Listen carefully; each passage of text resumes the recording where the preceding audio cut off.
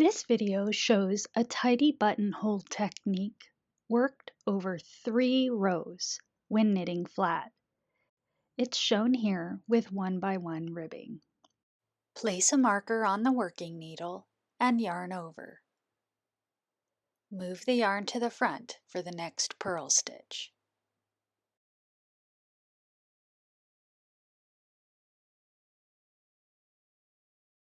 Bring the yarn to the front and slip the yarn over purlwise. Yarn over and slip the marker. Return the yarn to the front for the next purl stitch.